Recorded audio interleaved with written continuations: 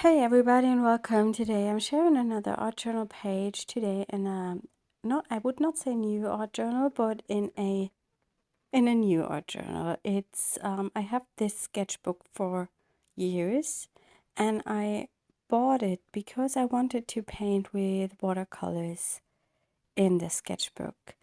But then I realized that I didn't like the format of the sketchbook because it's a landscape format, and I also I don't like the paper that's in it, and I still do not like the paper, but I don't want to throw that sketchbook away. It's one from Hanemühle, and it might be nice if you are a traditional watercolor painter, but I personally think that the sketchbook, the paper, absorbs a lot, way too much of any water medium you put down. If it's ink or watercolor, that doesn't matter, and that you don't get time to play with the mediums on the page. It's the same with markers. It soaks in the marker completely, and it's just not the paper I like to sketch or draw or paint. So I decided I would try it with distress inks and use it as an art journal and create some pages in it. And I have to say that I also would not recommend this paper with distress inks, but the journal page turned out very lovely and I enjoyed creating it. So I decided I would just fill this art journal, and maybe if I love some pages, I would just cut those out and then put them into another art journal that I like more, like maybe the Dina Wakley one. There are some burlap pages inside, and I do not really like to work with them, but I like to stick tags to them, so I could just adhere such a page to those burlap pages. Okay. What I'm doing here is I start by just breaking the blank page. I'm stamping with waterproof ink. It's Versa Fine Clear and different stamps from my Mix It Up 7 stamp set to bring some texture to the background. That works with any kind of background or mixed media stamps.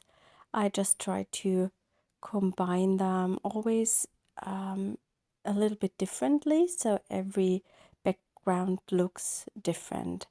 That's what I like about these stamp sets. You can combine them as you want it, and it's not one big background stamp that looks always in the same way. I really like the number stamps because I love numbers or words combined with mixed media textures. I also use one layer of ink on my stamp multiple times, so I get different shades of the ink. Some are more darker and some are more grayish.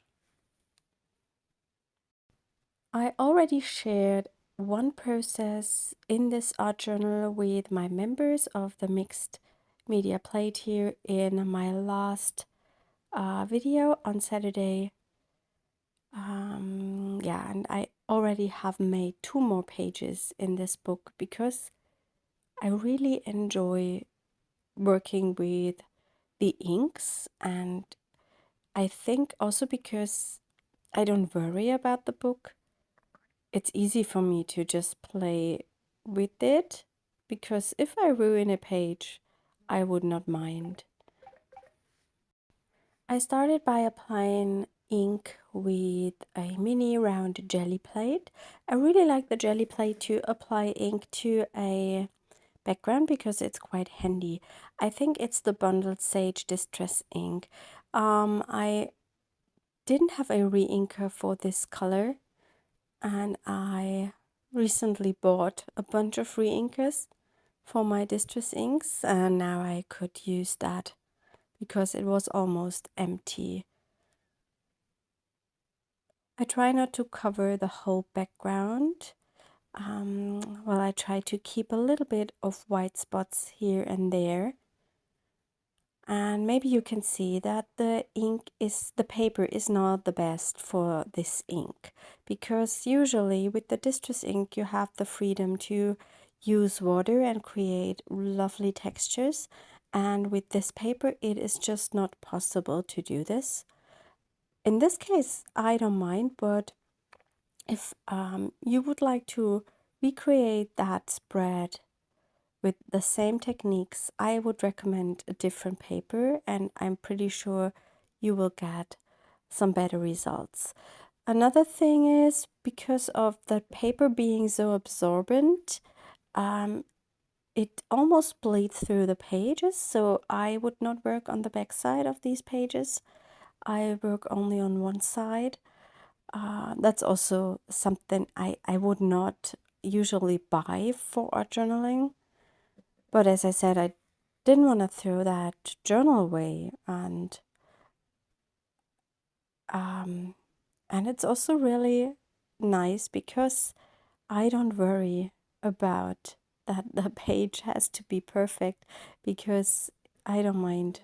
Well, I'm usually a person that does not really mind if pages don't turn out nice. I learned this during my sketchbook practice. In the last 3 years, I filled, I don't know, about 30 sketchbooks maybe, with just drawing and mixed media, painting, sketching, and there are tons of pages that are not good, but I don't care about that. I really love these pages because often when I come back to them, sometimes I like them, although I didn't like them before, and I also always learn something. And that made it easier for me. In the past, I always was worried that I would ruin a page. And I also, if I had a sketchbook and one page was not good, or it was messy, or I ruined it completely, I sometimes would never grab that sketchbook again. And that's so weird. It was the same with this sketchbook. I have this for years. And the first pages didn't turn out nice, and then I stopped using it, and because I also didn't like the paper, and as I said, I still do not like it, I just put that in my shelf and let it sit there. And just recently I picked it out and thought about using it. I'm drawing the background in between, so the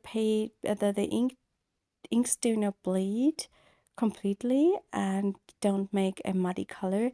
And you saw me spritzing here with water onto the background because I would like to create some texture with the distress inks, but that doesn't really work in the way that works on a better paper. By the way, I used Rusty Hinge as the orange part, and now I'm going in with the peacock feathers.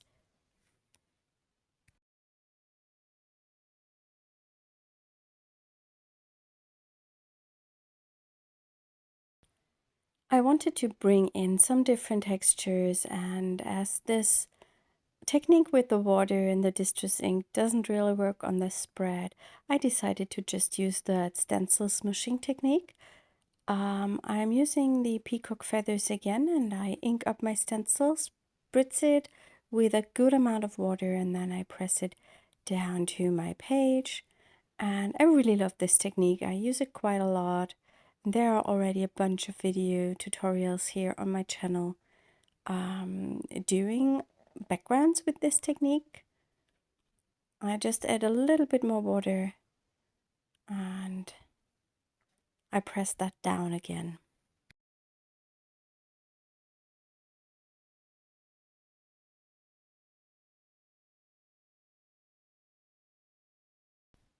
I always try not to cover everything and keep some white areas, but sometimes I just overwork things or add too much. And here I just decided to bring in more white areas with that Artgraph tailor shape crayon. It's the most opaque white watercolor I have ever had, and I love it. I use it all the times, and I will hopefully not forget to link it up in the video description. I use it for splatters, and here you can see that I just lighten up some areas of my page.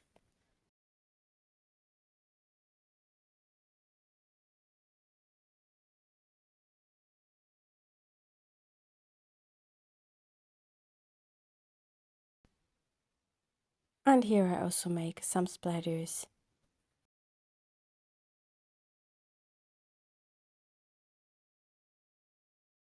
I have already picked my focal image, which is one of my collage clusters from the 100-day project. I just need to wait until my white spots are dry and then I can adhere it to my page.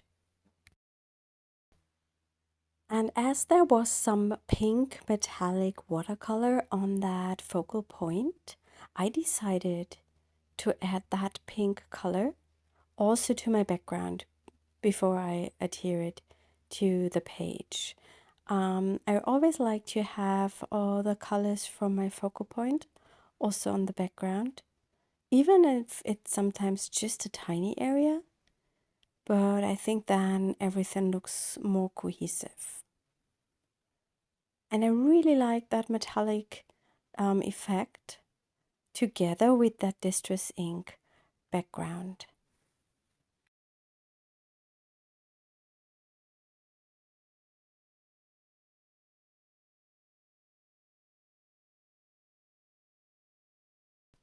I wanted to make also some splatters with that metallic paint to the background.